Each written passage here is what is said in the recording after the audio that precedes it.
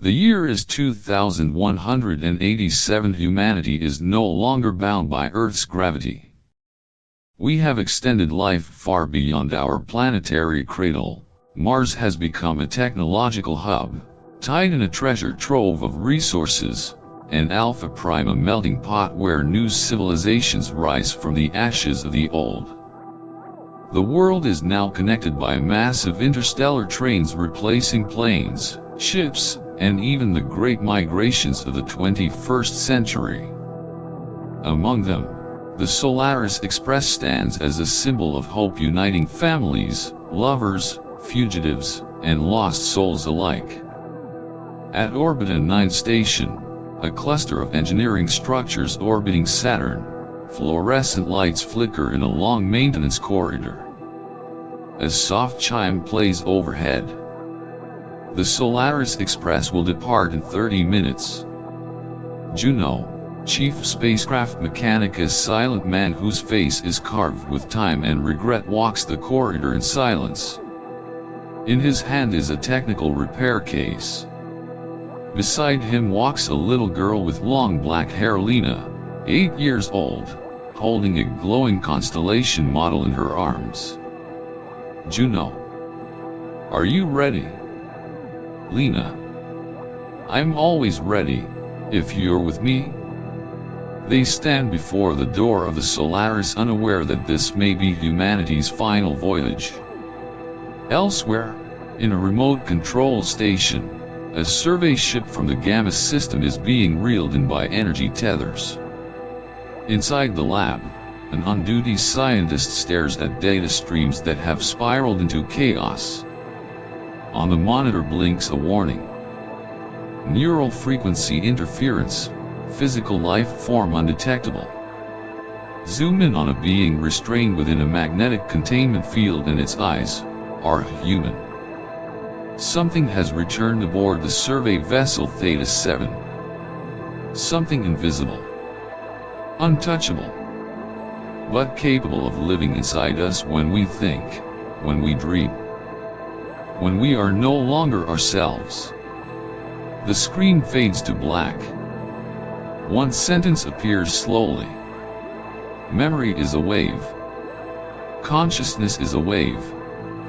So what happens when that wave is hijacked? The ship hummed softly. A calm blue light bathed the corridors. Juno, watching Lina asleep on his lap. You've grown so much. Just like your mother. But your eyes, they are still the same as when you were a baby. He gently brushed her hair aside, a flicker of guilt in his gaze. Control room. A soft warning tone echoes. Technician. Cargo Bay 9 just lost sensor input. Could be magnetic interference. Captain Kai. Send Group 3 to check. I won't let a few cheap sensors delay us. Cargo Bay 9. A faint clicking, then silence. The screen flickers slightly, then goes black. Passenger dining hall. Lina. Dad, does this train pass through Saturn's rings? Juno, smiling faintly, but with a shadow behind his eyes. No, sweetheart. But I promise after this trip, I'll take you wherever you want. First night, ship corridor. Security cameras glitch, static flickers. A shadow darts past, too fast to follow.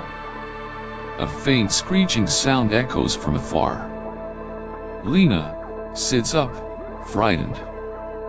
Dad, is someone standing outside the door? Juno, gripping his repair tool like a weapon. It's nothing, just the engines humming. Go back to sleep. Base 7, door slightly ajar. They find a passenger trembling, eyes rolled back white, blood trickling from his ears. Lina, terrified. Dad. The infected passenger lets out a guttural screech and lunges, drawn by the sound of her voice. Juno shouts, "Run!" Emergency corridor, flashing red lights. Myra appears, firing an electromagnetic gun at the creature. It collapses, convulsing violently. Myra, follow me if you want to live. The girl too. Juno hesitates, then grabs Lina and runs after her. Shelter, old engineering compartment. A few others hide there. Dim lights. Heavy breathing. Mr. Park, eyeing Juno and Lina. More people could mean hope. Or more trouble. Kai, coldly glancing at Myra. We shouldn't have opened the door again. Myra, stern. If we don't, none of us make it out of here alive. Myra inspects Lina's constellation model. Lina turns it on. It emits a soft alpha wave hum. A nearby infected, locked in a containment cell, begins to shriek in pain. Myra, stunned, murmurs, "Alpha waves. They react to this frequency. This could be the key." Myra looks to Juno. "We may have a chance, but the path ahead, it's soaked in blood." Juno looks at his daughter. His fear hardens into resolve. The ship switches to red alert mode. Lights flicker. Sirens blare through narrow, dark corridors. Every step now is a gamble with death. Inside an abandoned maintenance bay, the survivors huddle in silence, gasping for breath. They've just escaped a brutal chase. One of the infected had burst into a screech, charging at them with impossible speed.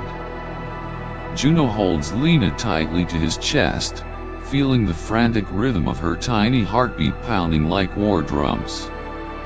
He whispers, "You'll be okay. I promise." Kai, the security guard who had once abandoned his squad in the chaos of Bay 9, keeps his distance. He speaks little, but his eyes constantly scan the group as if waiting, or watching for a chance. One survivor leans in and mutters to Myra, "We can't trust him.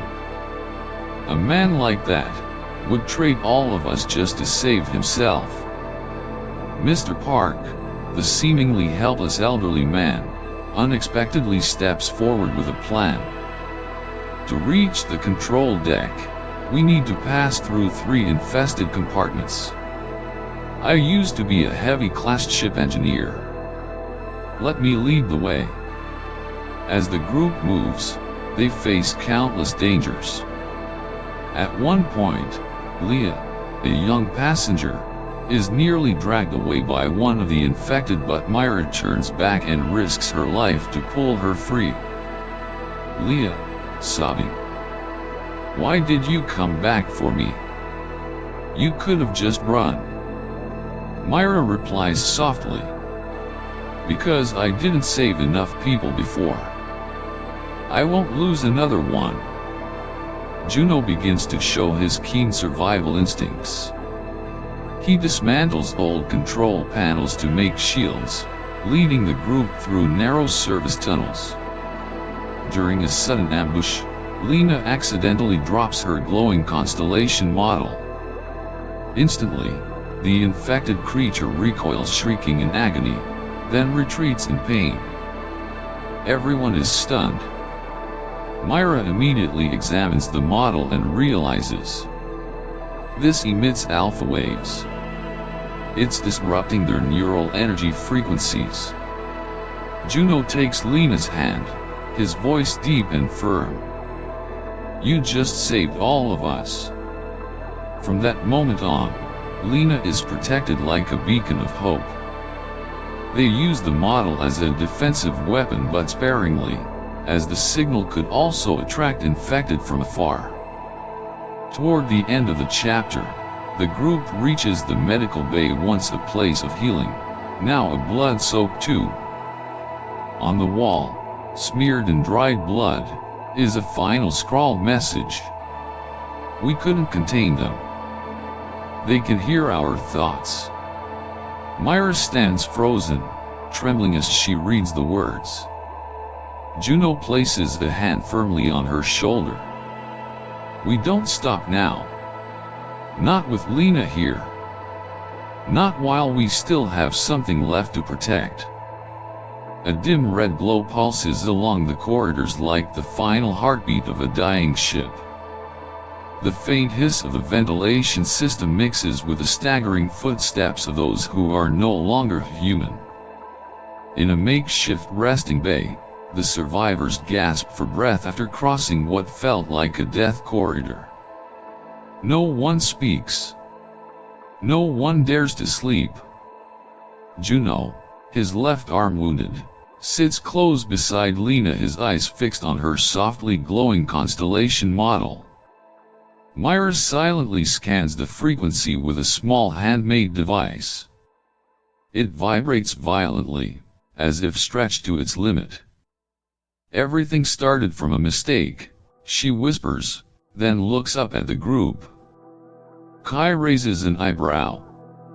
What did you say? Myra clutches her sleeve as if trying to keep herself from falling apart. I was one of the first to encounter this life form. On the Theta 7 expedition. We found it on the edge of the Gamma system, pure energy, no shape, no sound. But it understood human thought. It responded to brainwaves. She pauses, her eyes clouded with guilt. We reported it. But instead of containment, Orion Corporation ordered silence. They wanted to weaponize it, a remotely controlled bioentity. The doctors who opposed were eliminated. I survived. But I stayed silent. I'm no hero. Mr. Park looks at Myra, no judgment, only a solemn nod. Now you're trying to make it right. That's what matters. A heavy silence follows until it's broken. Kai stands suddenly and draws his weapon. I'm not dying here with a traitor. If you want to sacrifice yourselves, go ahead. I'm out. Juno blocks his path. No one walks alone. You know that. Kai sneers. Not everyone has a child to die for. Then he fires at the control panel. The blast triggers the lockdown sequence. Kai bolts toward the escape module. Chaos erupts. Despite his age, Mr. Park steps forward, blocking the hallway. You'll have to go through me first. And Kai does. A gunshot echoes. Mr. Park collapses. Blood spreads across the floor. Lina screams. Juno lunges at Kai, and the two men struggle violently. Suddenly a side hatch bursts open. An infected creature leaps in. Juno, shielding Lina, is slashed across the shoulder by the beast's claw. Myra acts fast. She activates the frequency pulse from Lina's constellation model. The creature screeches and stumbles back into the darkness. Kai escapes, but the module he tried to access has temporarily locked due to a system glitch. A cruel irony, served by the very machine he tried to manipulate. Juno lies bleeding, his uniform soaked in crimson. Myra rushes to him, pressing her hand to his chest. You're still alive. We move. We're not done yet. Lina clutches her father, whispering, I won't leave you behind. On the floor beside Mr. Park's body, his hand still clutches a crumpled map. Myra picks it up. In the flickering light, the path to the last emergency module slowly unfolds like a final, fragile thread of hope for all of humanity. Endless space. Solaris Express drifts through the cold, silent void between the stars. Inside, only hearts still burning with a will to live remain. Juno is half carried by Myra and Lina, blood from the gash on his shoulder dripping like the last grains of time slipping away. Each step echoes with the distant roars of the parasites hunting, relentless as if the universe itself has no room left for hope. In an old maintenance bay, Myra finds a backup control panel, the only place she can activate a ship-wide frequency burst. But it can only be used once. It will emit a high-intensity alpha wave strong enough to disable the creatures for several minutes but also destroy the entire Solaris Express control system. A poison pill, for the ship itself, she says, eyes locked with Juno. He nods. Lina, hands trembling, holds her glowing constellation model. She is no longer the frightened child she once was. In her eyes is the calm of someone who has seen too much, too young. I'm ready, she whispers, not just to them, but to fate. Myra signals her to insert the model into the broadcast slot. A synthetic voice intones. Wavelength overload initiated, 90 seconds remaining. The infected begin to shriek, sensing the death that approaches. They storm forward from all directions. Lights flicker. The ship shudders. Kai, still trapped in the failed escape module, hears the broadcast. He pounds on the door, screaming, but no one comes. His betrayal has imprisoned him. Juno, carrying Lina, runs with Myra toward the last emergency pod, the one Mr. Park had once mentioned. The hatch opens cold, sterile with room for only one. Juno looks at his daughter, tears falling, but his voice steady. You have to live. The world needs people like you. The stars need someone to tell their stories. Lina. But you're coming with me? Juno shakes his head. There's no time. You are the light, the last light. He places her gently in the seat, kisses her forehead, and activates the launch. Launch initiated in 10. The door closes. Lina screams, sobbing. Dad. From outside, Juno places his hand on the glass, smiling.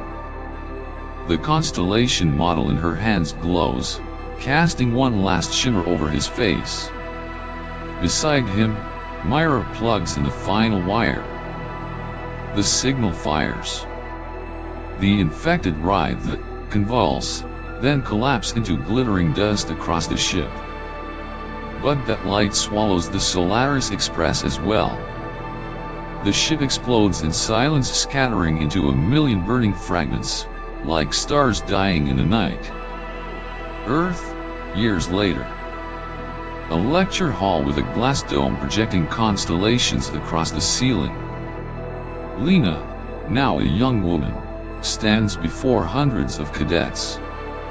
Her voice does not tremble, nor does it carry sorrow, only brilliance, like the first star after a long night. I'm not telling this story to speak of catastrophe, but to remind us of the stars, of those who are no longer with us, and of a father who led me through the dark. On her desk, the constellation model still glows softly. A new project begins, Guardian Frequency, a wave shield designed to block extraterrestrial neural threats. Juno is gone. But his story and that of Myra, Park, and those who defied fate has become legend in humanity's interstellar age. The screen fades to black. Slow text appears. Inspired by a true hope born from the darkness of space.